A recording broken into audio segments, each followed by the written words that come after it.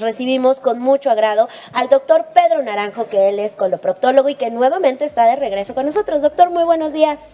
Gracias, un gusto volver aquí con ustedes. Muchas gracias. Y qué pues temazo, ahora sí. Qué temazo, doctor, porque la verdad es que incluso ahorita Gaby estaba diciendo como algunos focos rojos. Ya usted nos va a adentrar mucho al tema, pero a veces nosotros desconocemos que padecemos algo y hasta que no vamos al doctor y nos dice qué es lo que tenemos es cuando nos damos cuenta. Pero vamos a iniciar, yo creo que con la pregunta obligada.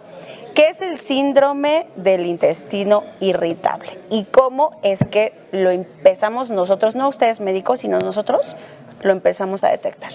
Claro, el intestino irritable es esa enfermedad bien común en la población. La estadística dice que hasta el 35% de la población en México puede padecerlo. Ok. Intestino irritable, siempre le comento a los pacientes, esa enfermedad latosa y lamentablemente sin una cura específica, porque tiene muchos factores.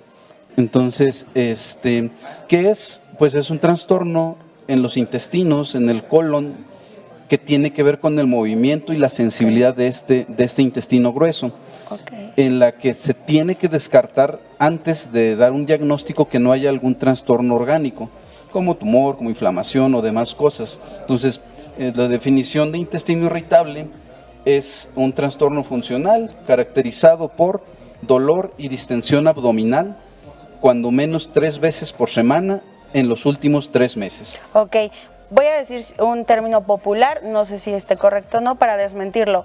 ¿Es la colitis nerviosa? Claro, es como comúnmente la población lo refiere. Estrictamente el intestino irritable no es una colitis, pero pues sí es la forma en que normalmente la población llega y tengo colitis, tengo tengo perfecto, ahí está. Doctor, ¿cuáles serían estas causas y los factores, los efectos que puede producir este síndrome de intestino irritable?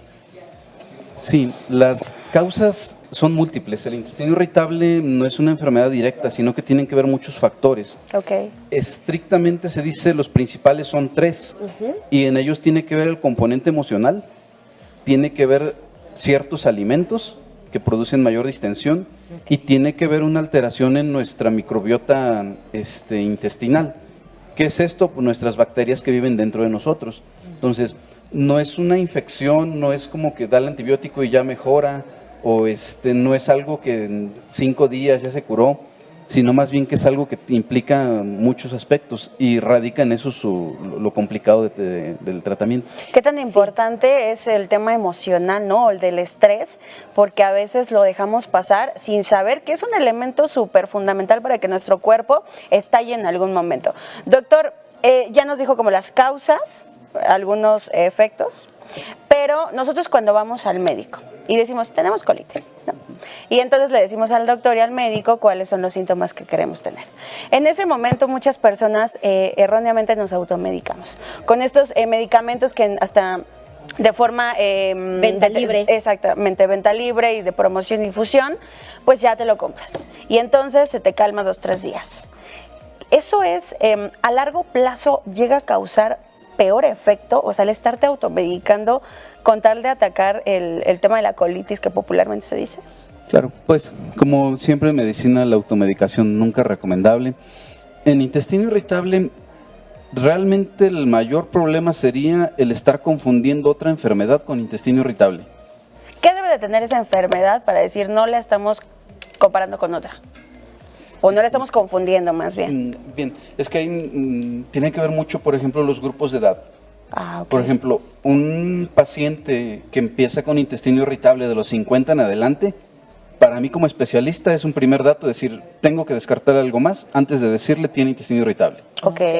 Intestino irritable es más común en población femenino y es más común de los 20, 30 hasta los 40 años. ¿Qué Entonces, más? Mana, chocolate. ¿Qué más? ¿Qué más, señor? ¿Qué más nos vas a mandar? Ok, entonces el rango es mujeres, bueno, el promedio. El promedio. Mayores de 30. Digo, hay personas ya de la tercera edad que tienen intestino irritable, pero pues más bien siempre el interrogatorio, el platicar con el médico, el buscar nosotros intencionadamente los datos de alarma, eso es lo que nos puede dejar tranquilos y decir, bueno, este paciente tiene intestino irritable o no tiene factores de riesgo, lo podemos medicar. Ok, perfecto. Doctor, ¿existen algunas pruebas, o sea, algunos estudios que nos puedan apoyar en descifrar que efectivamente tenemos este síndrome de intestino irritable? No hay un estudio directo, no hay un estudio, una radiografía, algo que nos diga, hácela y quien salga positivo tiene intestino irritable. No existe. Intestino irritable, el diagnóstico muchas veces es de descarte.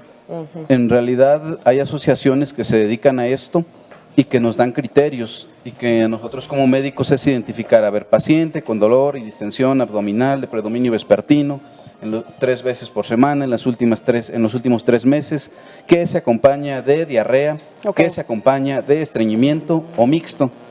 Entonces, eso es lo que nosotros nos hace sospechar el diagnóstico. Si en la consulta no hay datos de alarma, no hay otra enfermedad que lo justifique, pues se puede catalogar como intestino irritable. Pero realmente, por ejemplo, en alguien que no me cuadra muy bien el diagnóstico, tenemos que hacer otros estudios, no para diagnosticar el intestino irritable, sino para descartar otras enfermedades. Muy bien. ¿Cuál sería el adecuado ahí? Colonoscopía. Colonoscopía. Ese puede ser otro tema, amiga. Sin duda, doctor, tiene que venir a contarnos de qué se trata ese estudio, cómo es que se realiza y quiénes son candidatos, ¿no? Pues ahí igual ponga mucha atención. Doctor, también habló del tema emocional y de la alimentación. ¿Qué alimentos nosotros consumimos, ya sea por hábitos, por tiempos? Hay muchas personas que desafortunadamente prolongan sus ayunos, o sea, se levantan muy temprano y van desayunando hasta mediodía. Entonces, ¿qué tipo de alimentos son los que están de alguna otra forma afectando, obviamente, para que llegues tú a que te detecten un síndrome de intestino irritable? Claro, hay alimentos, están catalogados o se agrupan, se llaman FODMAPs. Es como que un acrónimo, en realidad son ciertos azúcares que ya se conocen que son más fermentables y que nos van a generar mayor producción de gas. Así ejemplos rápidos, o sea, hay listas en general, las podemos consultar en internet, FODMAPs, pero en general, por ejemplo, entran los lácteos, entran, por ejemplo, cebolla, ajo, entran las leguminosas como frijoles, lentejas, en general es así. Y que realmente son productos y alimentos que tenemos a la mano. A la mano, ¿no? y que mano. Pueden ser de consumo diario y que a veces, bueno, pues no dimensionamos qué es lo que nos está haciendo daño y pues comemos y pues le metemos muchas especies que también nos pueden tener por ahí algún problema. Oiga, doctor, ¿existe algún otro trastorno que se pueda relacionar con este o que se derive de este? Sí, intestino irritable, les decía en un inicio, tiene que ver con trastornos funcionales. Trastornos funcionales es todo aquel trastorno del tubo digestivo que no tiene una causa orgánica, o sea que no hay algo, no está una tripa tapada, no está doblada, no hay una bola, no hay un tumor. ¿Se pueden doblar las tripas? Sí, sí hay enfermedades específicamente de eso. Oye, eso me sí hay trastornos relacionados, a veces el intestino irritable a veces viene relacionado también con gastritis, pacientes que de repente gastritis, a veces intestino irritable, propiamente el estreñimiento que puede ser relacionado o parte de. Entonces sí también es eso. Y también la literatura dice que, por ejemplo, pacientes que a veces tienen trastornos a nivel de salud mental son más propensos a padecer igual más intestino irritable, o al contrario igual. Licenciada, ya sé qué nos está pasando. Usted y yo tenemos ya me puse a pensar el medicamento que me recetan. Oigan, doctor, ya que se le detecta a la persona este síndrome o la colitis nerviosa, ustedes como médicos se controla, o sea, se da un tratamiento para controlar, ¿se quita definitivamente o regresa cuando tus hábitos vuelven a ser los mismos? Sí, por eso es bien importante en la consulta, una, de identificar los datos de alarma, 2, orientarle o que el paciente sepa qué es lo que le está generando el problema. ¿Por qué? Porque si no, pues nuestra labor como médicos es eso, identificar factores de riesgo, orientar al paciente que sepa por qué sucede la enfermedad y lo que damos nosotros son tratamientos sintomáticos. Entonces, no les doy la cura, o sea, si el paciente viene con intestino irritable que predomina el estreñimiento, pues bueno, vamos las medidas enfocadas al estreñimiento si predomina y a la diarrea, distensión. Así es. Entonces, Ok. y orientar al paciente en los 3 factores que les decía, a nivel emocional, a nivel de alimentos y a nivel de bacterias.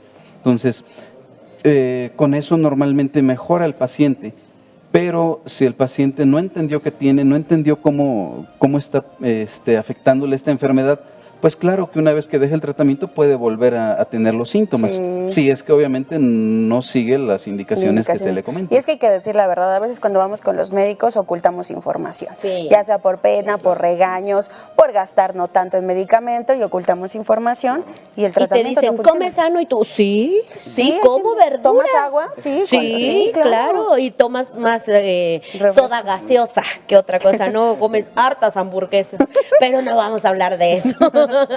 Bueno, doctor, muchísimas gracias. ¿Cuál es, para despedirnos, cuál es, rapidísimo, su consejo para las personas que tengamos indicios de este síndrome? Acudir a atención médica, a un chequeo y buscar los factores. Intestino irritable, pues ya se te platicará de él. Muchísimas gracias, porque tú lo Gracias, tienes, doctor. Gaby. Yo también, doctor. Muchísimas gracias, doctor Pedro Naranjo, coloproctólogo, por este tema tan increíble, síndrome de intestino irritable. Y bueno, pues con esto nos vamos a una pausa. Quédese porque mire, si este tema le encantó, tenemos muchos más. No se vaya.